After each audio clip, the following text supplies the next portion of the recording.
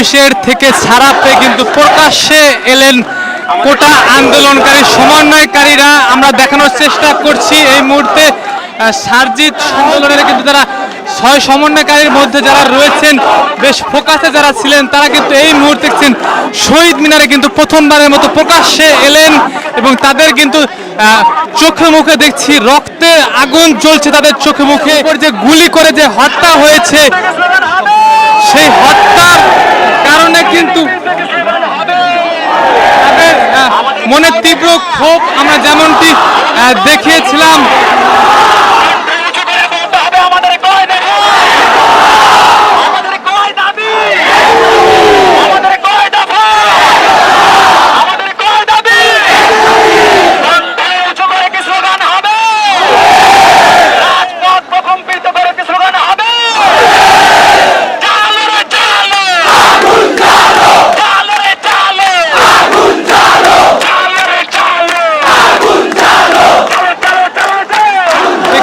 সারজিৎ সহ যারা ছিলেন সমন্বয়কারীর যে মূল ফোকাসে তারা কিন্তু দেখছেন এই মুহূর্তে স্বৈরাচারের গদিতে শেখ হাসিনার পতনের দাবিতে কিন্তু তাদের কিন্তু আজকে স্লোগান তুলছেন। পুরো শহীদ মিনার এলাকা কিন্তু কাঁপছে তাদের মুখের স্লোগানে এবং দেখছেন সারজিৎ সহ কোটা আন্দোলনের সমন্বয়কারী যারা ছিলেন তারা কিন্তু দেখছেন এই মুহূর্তে প্রকাশ্যে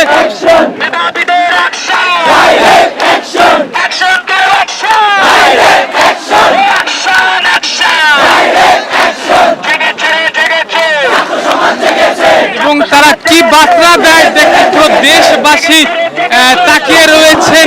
তাদের কর্মসূচি কি আসে তারা কি করেন সেটি কিন্তু দেখেছেন। আমরা যদি দেখানোর চেষ্টা করছি কাঁধে কাঁধ মিলিয়ে কিন্তু তাদের যে আন্দোলন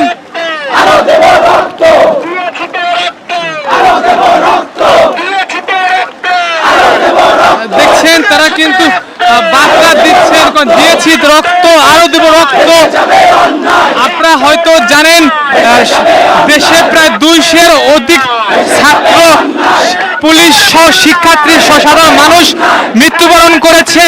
সেই মৃত্যুবরণের জন্য কিন্তু তাদের যে প্রথম দাবিগুলো ছিল কোটা সংস্কার, সেই কোটা সংস্কারের দাবি যখন হার্ডলাইনে যায় সরকার পুলিশ গুলি করে ছাত্র মারে তখন কিন্তু দেখেছেন তাদেরকে কিন্তু তুলে নিয়ে যায় ডিবি কার্যালয়ে এবং ডিবি কার্যালয় থেকে কিন্তু তারা এই প্রথমবার কিন্তু প্রকাশ্যে এসে আবার রাজপথে কিন্তু নতুন ভাবে তারা শক্তি দেখাচ্ছেন।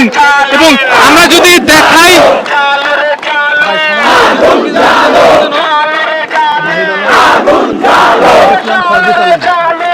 নাহিদ ইসলাম এবং সারজিৎ আলম তারা দুইজন কিন্তু মেন ফোকাসের এবং সমন্বয়কারী।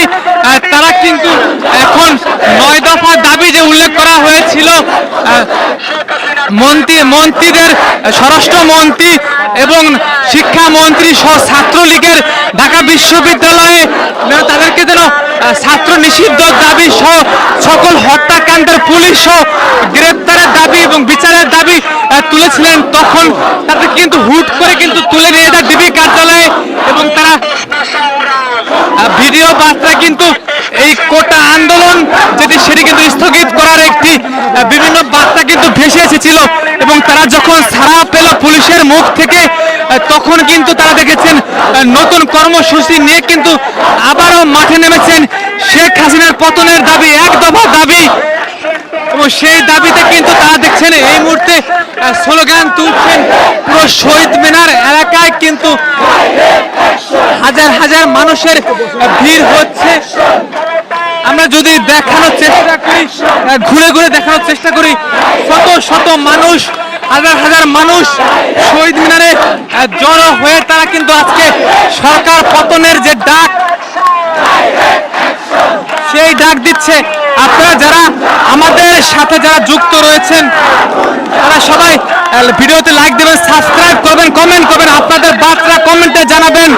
এই মুহূর্তে দেখছেন সারজিৎকে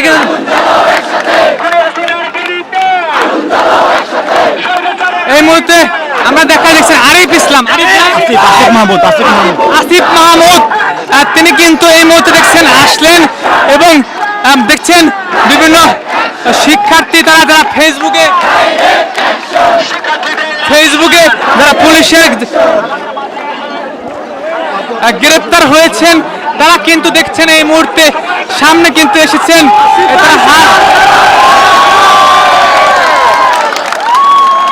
তারা প্রকাশ্যে এসে কিন্তু দেখছেন শক্তি দিলেন।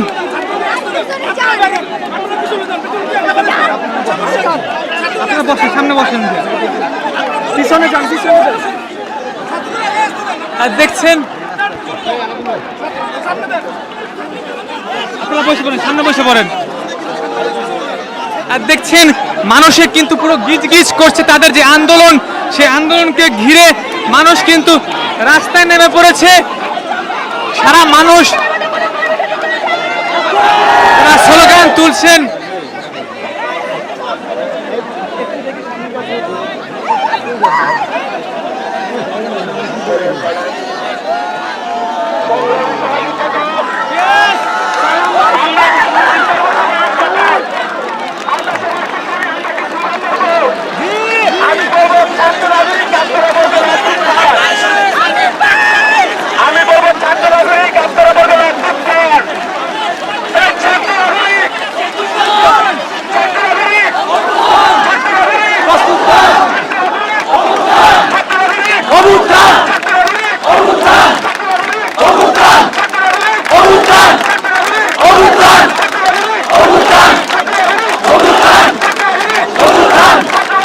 প্রকাশ্যে এসে কিন্তু তারা দেখছেন কঠিন বার্তা দিচ্ছেন, স্লোগান তুলছেন।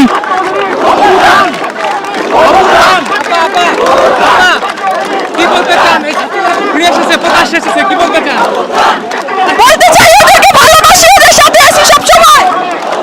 আপনার কোনো চাওয়া রয়েছে নাকি? চাওয়া রয়েছে তাদের কাছে? তাদের কাছে চাওয়া এটাই যে আন্দোলন কন্টিনিউ করে যাবে, কাউকে ভয় পাওয়া যাবে না।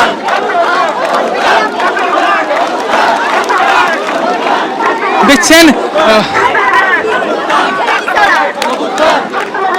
ছাত্রদের বুকে যে গুলি চলেছে সেটি কিন্তু আরো কিন্তু বেশ ফুলে ফেপে উঠেছে, স্লোগান তুলছেন এবং সমন্বয়কারী সবাই কিন্তু দেখেছেন এই মুহূর্তে চলে এসেছে।